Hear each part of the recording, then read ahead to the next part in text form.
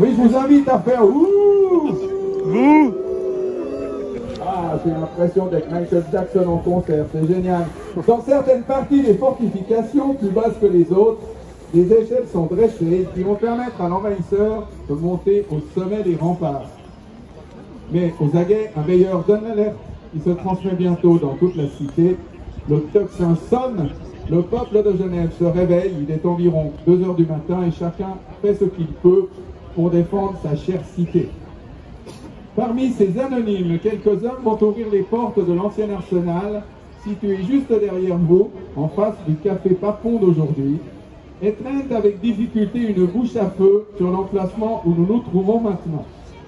Mettant la pièce en action, à la lueur de leurs torches, ils créeront un grand désordre dans les troupes ducales, déjà en déroute, mais qui auront encore fort à faire pour éviter l'affolement des chevaux et maîtriser la panique occasionnée par le feu de cette pièce. L'histoire a retenu la coulevrine du boulevard de Loire, celle qui brisa les échelles. Eh bien, parions que vous vous souviendrez de cette expérience de voir Falco en action sur la place où son ancêtre prit part à la délivrance de notre cité.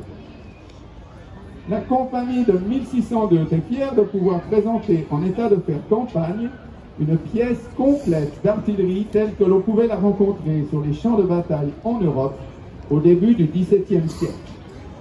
Ce faisant, elle maintient vivant le souvenir de l'engagement de celles et ceux qui, épris de liberté, gravèrent au lendemain de l'escalade sur l'une des voûtes de leur maison de ville Pugnate pro aris et focis vos Dominus duodecim di decembris in sex sancturo duo. Combattez pour vos hôtels et pour vos foyers. Le Seigneur vous a délivré le 12 décembre 1602. Encore une chose, avant de laisser la place aux artilleurs, rappelons que notre canon tonne sans faillir sur la treille lors des commémorations de l'escalade depuis déjà 20 ans. Souhaitons donc un bel anniversaire à notre Falco.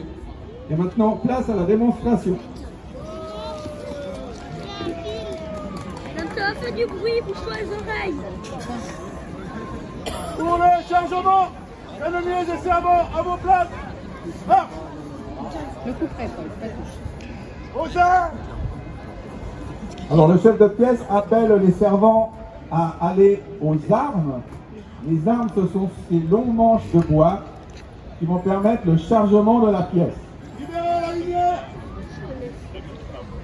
On libère la lumière qui permettra la mise à feu. L'orifice est à la base du canon. L'écuvillonnet. Et le premier servant s'approche de la pièce avec l'écouvillon. L'écouvillon, c'est un long manche de bois terminé par un manchon recouvert d'un chiffon qui va nettoyer la pièce des résidus des tirs précédents. Bouchez la lumière. On bouche la lumière. Je vous explique dans quelques instants le comment du pourquoi. Un servant va à la poudre à l'aide de la lanterne. Il réceptionne dans celle-ci le contenu d'un gobelet en étain de poudre de charge La poudre dans le canon. et introduit celle-ci dans le canon. La lanterne, c'est un cylindre de cuivre ouvert sur le dessus, correspondant au calibre de la pièce. Une fois qu'il sent une résistance, il a la certitude qu'il est bien au fond de la pièce, il fait effectuer un demi-tour à ce manche de bois et fait tomber la poudre par gravité au fond de l'arme de Falco. Refoulez. Cette poudre est simplement déposée au fond de la pièce. On va maintenant la compacter et c'est à l'aide du refouloir qu'on effectue cette opération. Lors de cette opération, si la lumière n'était pas obstruée par le servant avec son doigt de cuir, on pourrait potentiellement imaginer que la poudre ressorte par cette lumière, ce qui n'est pas le but recherché.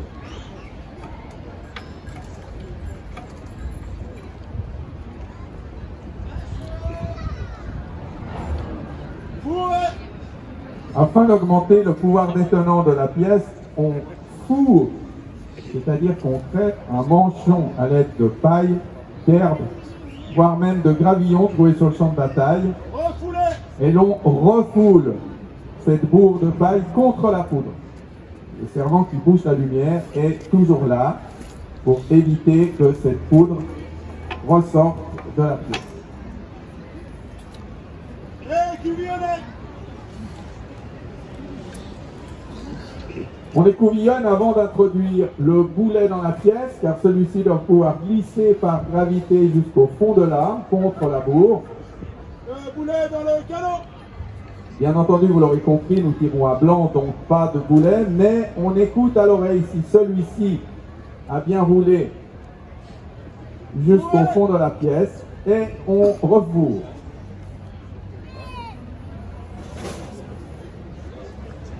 Refoulez.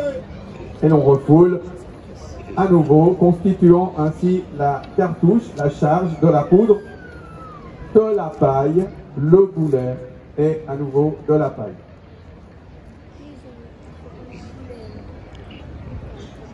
Libérez la lumière. Et le servant qui bouchait la lumière libère celle-ci. C'est le plus intelligent d'entre nous car c'est le servant lumière.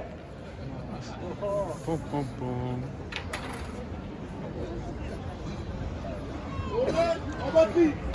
On va mettre maintenant la pièce en batterie. Donc imaginez que le chargement s'est effectué à l'abri et hors de vue de l'ennemi. On sort la pièce de sa zone de protection et on va procéder au pointage. Le chef de pièce va prendre ses indications. Pointez la tour de la télévision. L'ordre est donné de pointer en direction de la tour de la télévision. On va battre la tour de la télévision, moi. La tour de la RTS, je crois que RTS veut dire reste tranquille Savoyard aujourd'hui. Et le premier canonnier intervient maintenant pour l'amorçage. Première opération, dégorger. C'est une opération très simple à l'aide d'une aiguille de fer qu'on perce au travers de la lumière. Dans la poudre compacte et au fond de l'arme, un trou. Et à l'aide d'un entonnoir et d'une poudre dont la granulométrie est très fine, c'est une poudre d'amorçage qui ressemble plus à de la farine qu'autre chose, alors que la poudre de charge ressemble plutôt à du gros sel. Cette poudre très fine va descendre au travers de l'entonnoir et de la lumière pour rejoindre la poudre de charge. Et le canonnier, en retirant délicatement l'entonnoir, constitue une petite pyramide au-dessus de la lumière qui va permettre la mise à feu. Le deuxième canonnier va pouvoir s'approcher de la pièce et procéder au tir. Je vous invite à vous boucher les oreilles.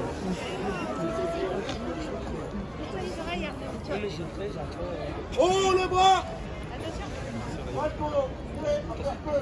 Compris, faites feu. Compris, Falco, feu.